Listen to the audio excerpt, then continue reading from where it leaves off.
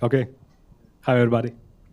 So this is really gonna be a lightning talk because we just came up with it during lunch and we don't have a presentation, so just use our imagination. We got a few notes on our phones and papers, and let's try to make this.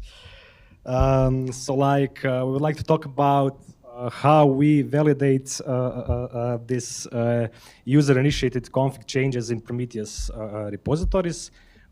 We are a part of platform observability team who, among else, maintains our monitoring infrastructure. And as most of these teams, we don't write alerting rules. We provide the infra and the best practices so people can do it themselves.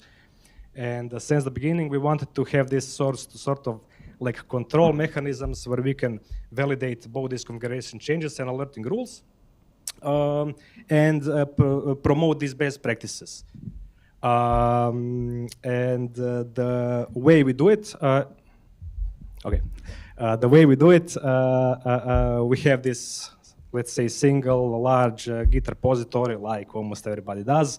Users, when they want to create either new script targets or something like that, or alerting rules, they open up a pull request.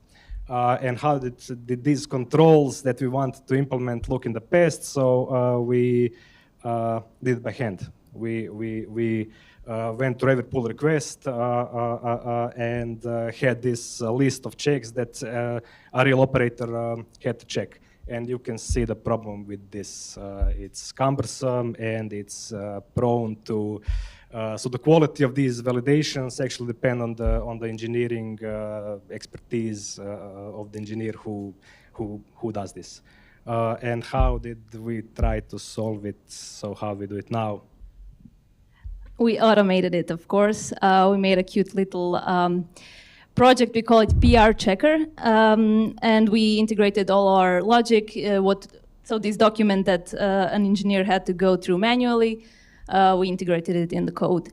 Of course, we use Go because we need the Prometheus parser. We have the same like the other lightning talk. We have some special labels we want to enforce, but also we cannot use all PromQL features, so we kind of cut them off. The output of this PR checker is not only the build fail, it's also a comment on the pull request. So if it's just a warning, something we can live with, then the build doesn't fail. But if it's something that we don't want in our system, then you get an error comment and you also get the build fail. So this is triggered on every pull request and pull request change. So what do we check? We check for targets connectivity. We check number of metrics. We do alert definition checks. So some alerts are potentially problematic. We go through the expressions and then we write what exactly is wrong with this alert. And we had a really good feedback with this because people feel like it's a person who's telling them, okay, your alert is not that good, please fix it. So they do fix it. And we are very happy with this. And we like the extensionability of this. So if we need to add a new check, we can always do that in our project. Yeah, thanks. So what did we get from all of this? Of course, less work for our team. Because the company grows, more teams are onboarded and a lot more pull requests are arriving day by day until now. But like the main point I want to drive here is that we found that this is kind of the best sweet spot for promoting these best practices and